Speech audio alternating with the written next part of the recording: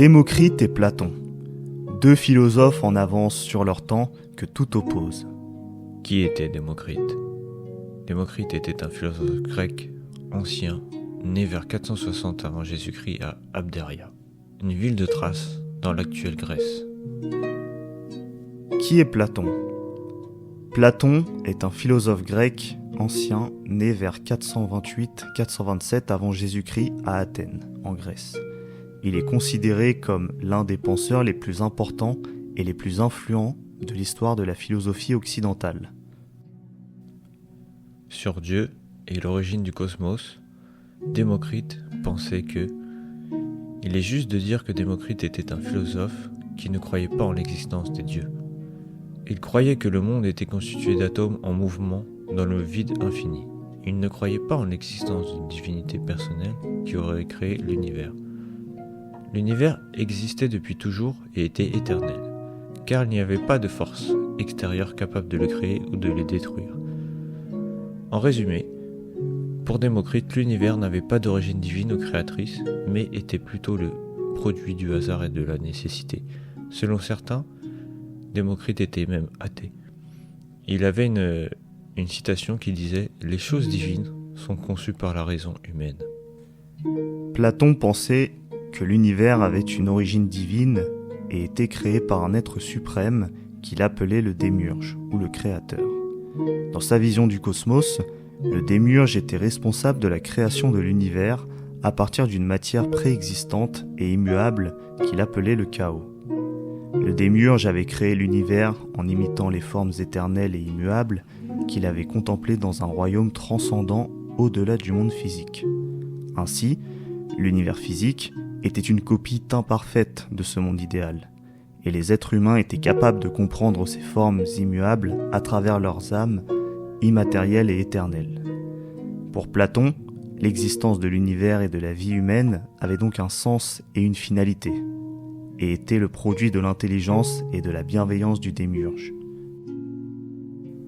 Sur la nature de l'âme, Démocrite croyait que l'âme était une partie intégrante du corps et qu'elle était constituée d'atomes comme toutes les autres choses de l'univers.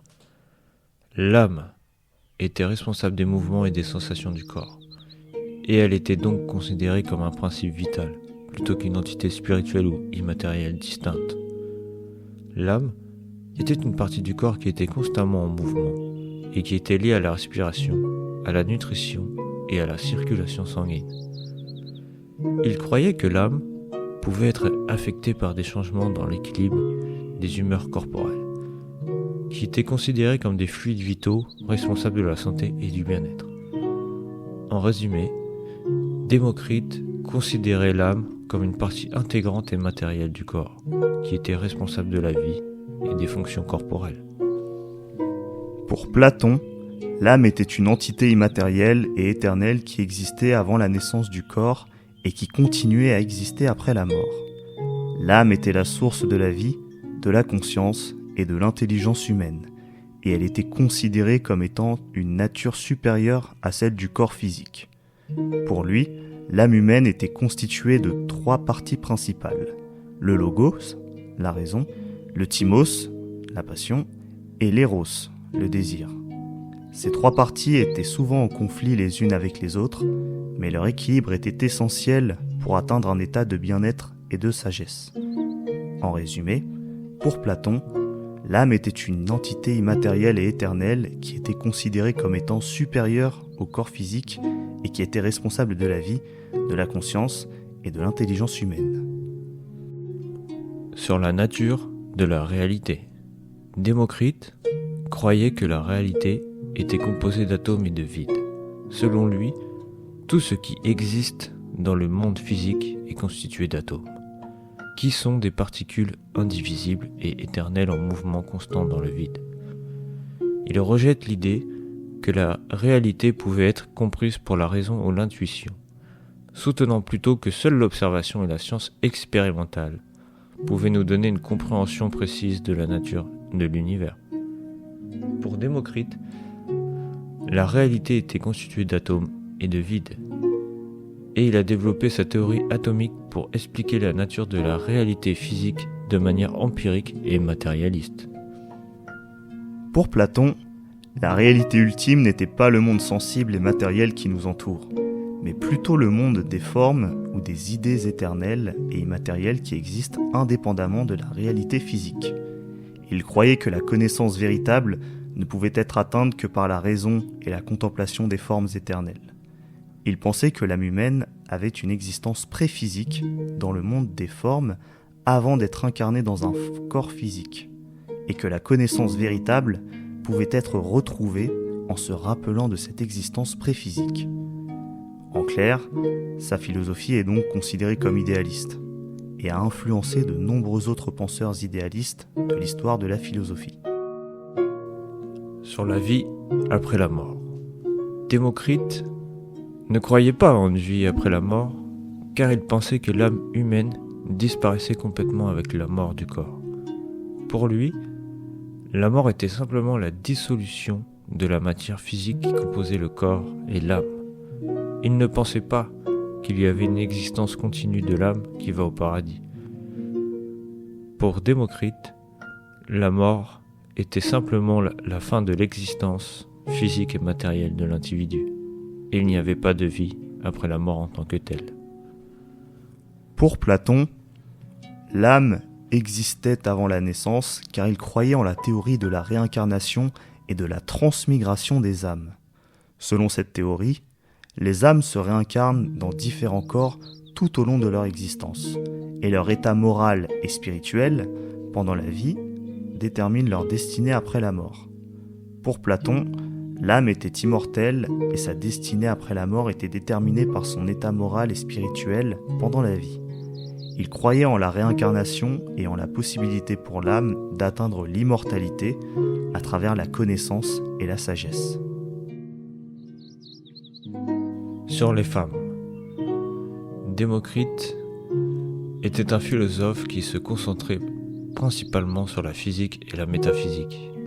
Et il est donc possible que les questions liées aux femmes et à leur rôle dans la société n'étaient pas une préoccupation centrale pour lui.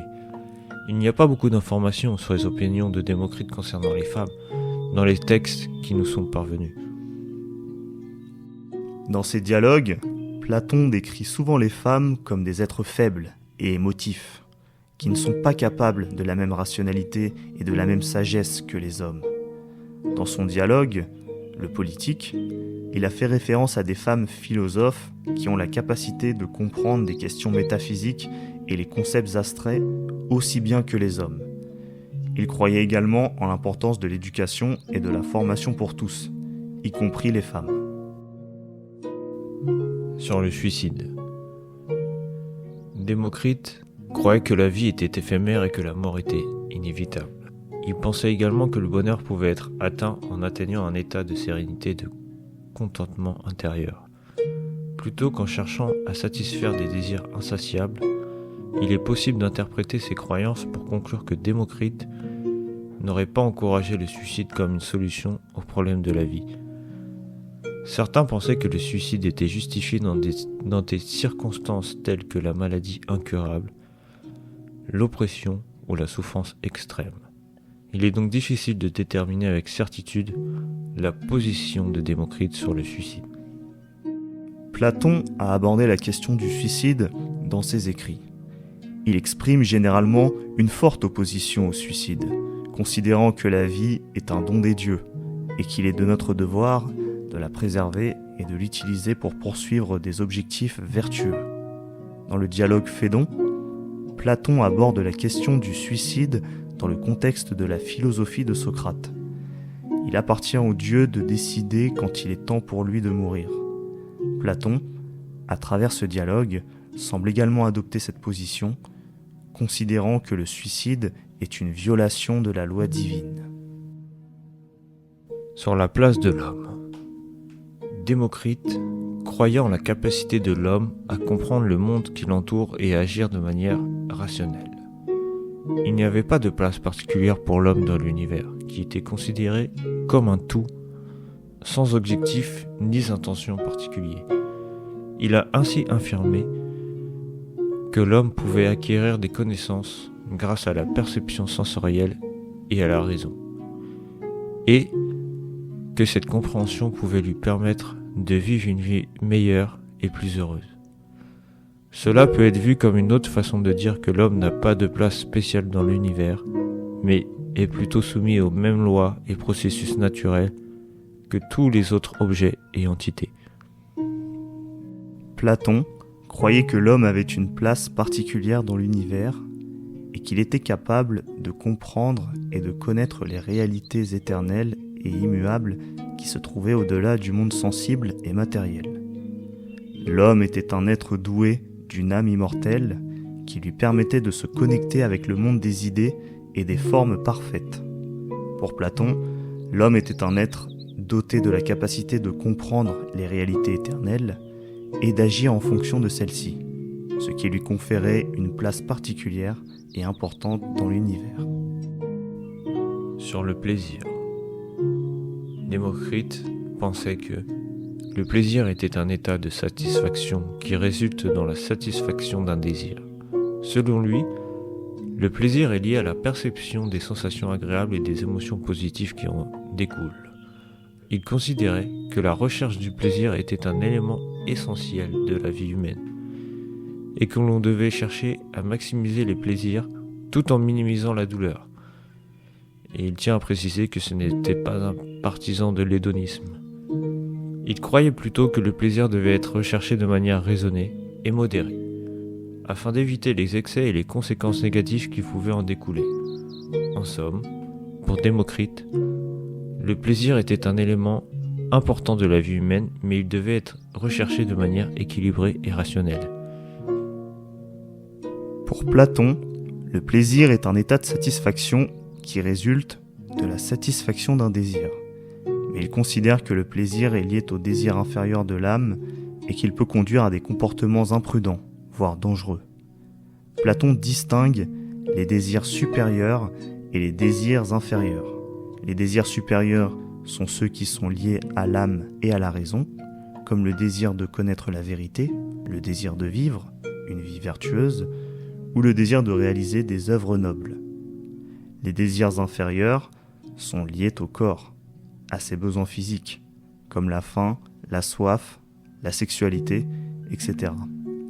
Platon considérait que les désirs supérieurs devaient être cultivés et développés, tandis que les désirs inférieurs devaient être maîtrisés et contrôlés. Selon lui, le plaisir découlant de la satisfaction des désirs inférieurs était souvent éphémère et pouvait mener à des comportements imprudents ou immoraux. En somme, pour Platon, le plaisir n'était pas un élément à rechercher pour lui-même, mais plutôt un résultat de la vie vertueuse et de l'accomplissement des désirs supérieurs de l'âme et de la raison. Sur l'origine des lois, Démocrite pensait que les lois sont créées par les hommes pour réguler leur comportement et maintenir l'ordre dans la société. Démocrite croyait que les êtres humains étaient naturellement guidés par leurs propres intérêts. Mais il reconnaissait également que le comportement égoïste pouvait mener à des conflits et à des désordres. Selon Démocrite, les lois doivent être justes et équitables pour être efficaces. Il considérait également que les lois devaient être basées sur la raison plutôt que sur les caprices des dirigeants ou les coutumes traditionnelles. Platon pensait que les lois étaient nécessaires pour réguler le comportement des individus et maintenir l'ordre dans la société. Il croyait que les êtres humains étaient naturellement guidés par leurs désirs et leurs passions, mais que ces impulsions pouvaient mener à des comportements destructeurs si elles n'étaient pas régulées par des lois justes. Et il croyait que les dirigeants devaient être des gardiens de la justice et de la vertu, et qu'ils devaient travailler ensemble pour créer des lois justes et équitables qui profiteraient à tous les membres de la société. Sur l'éducation, Démocrite pensait que l'éducation était essentielle pour le développement de l'individu et de la société. Selon lui, l'éducation devait être basée sur la raison et la logique, plutôt que sur la superstition et la croyance aveugle. L'éducation devait commencer dès le plus jeune âge et qu'elle devait être continue tout au long de la vie. Les individus devaient être éduqués dans les domaines de la science, de la philosophie, de la morale et de la politique pour pouvoir comprendre le monde qui les entoure et à participer activement à la vie de la société. Il pensait également à une vision assez utilitaire de l'éducation, considérant que celle-ci devait servir à la fois à améliorer les capacités individuelles des citoyens et à améliorer l'efficacité de la société dans son ensemble. Selon Platon, l'éducation était un moyen de former les individus à devenir des citoyens vertueux et de contribuer au bien-être de la société. L'éducation devait être guidée par des valeurs morales et philosophiques, plutôt que par des considérations utilitaires ou matérielles. L'éducation devait également être accessible à tous les membres de la société, indépendamment de leur statut social ou de leur richesse. Il pensait également que l'éducation devait être axée sur la recherche de la vérité et la compréhension des réalités métaphysiques, plutôt que sur la simple accumulation de connaissances. Il était également préoccupé par la formation des dirigeants de la société. Il croyait que les dirigeants devaient être formés de manière intensive, afin qu'ils puissent gouverner la société de manière juste et équitable. Convaincu que l'éducation devait être menée de manière collective et non individuelle, afin de renforcer les liens sociaux et de favoriser la coopération entre les membres de la société. Sur l'esclavage. Démocrite pensait que certains fragments de ses écrits suggèrent qu'il aurait été critique vis-à-vis des pratiques esclavagistes de son époque. Par exemple, il aurait écrit que la justice est l'égalité et qu'il n'y a pas de différence entre un esclave et un homme libre. Protagora et Diagora auraient été esclaves instruits et affranchis par Démocrite. Protagora était un sophiste grec du 5e siècle avant notre ère. Dagora, quant à lui, était un poète et athlète grec du 5e siècle avant notre ère. Platon considérait que l'esclavage était nécessaire dans la société pour permettre à une classe supérieure de se consacrer aux activités intellectuelles et politiques. Dans son ouvrage « La République », Platon affirme « Le premier et le plus grand des principes de l'État et de la famille, c'est que personne ne doit rien faire contre nature, car c'est la plus grande des impies. » Cette citation souligne l'idée que certaines personnes sont naturellement destinées à être esclaves, en raison de leur manque d'intelligence ou de capacité à diriger leur propre vie. En clair, Platon pensait que les esclaves, même s'ils devaient être traités avec humanité et justice, ne pouvaient pas avoir les mêmes droits et privilèges que les citoyens libres. Sur le régime politique. Démocrite était un partisan de la démocratie, d'où le nom Démocrite. Il croyait en l'égalité politique, il a déclaré que la justice dans une société est atteinte lorsque les citoyens ont le pouvoir de gouverner eux-mêmes plutôt que d'être gouvernés par une élite. Il pensait également que la paix et la stabilité politique sont essentielles pour permettre aux citoyens de prospérer et de s'épanouir. Il a critiqué les régimes autoritaires qui mettent en danger la liberté individuelle et l'équité sociale. Il est important de noter que les écrits de Démocrite, qui traitent spécifiquement de la politique, ont été perdus. Et nous connaissons ses opinions politiques principalement à travers les écrits de ses contemporains et de ses successeurs. Platon était très préoccupé par la question du régime politique idéal. Dans ses écrits, il a développé une théorie politique qui s'appelle la théorie des formes ou la théorie de l'idée. Pour lui, le régime politique idéal est celui où les dirigeants sont des philosophes qui ont accès à la connaissance des formes et peuvent diriger la cité de manière juste et éclairée. Selon Platon, le gouvernement idéal doit être fondé sur la justice, la sagesse et la vertu. Les dirigeants doivent être choisis en fonction de leur mérite et de leur capacité à gouverner, plutôt que sur la base de leur naissance ou de leur richesse. Platon estime que les lois doivent être justes et impartiales, et que le régime politique doit être organisé de manière à permettre à chaque individu de réaliser son potentiel. Et vous, êtes-vous team Démocrite ou team Platon ?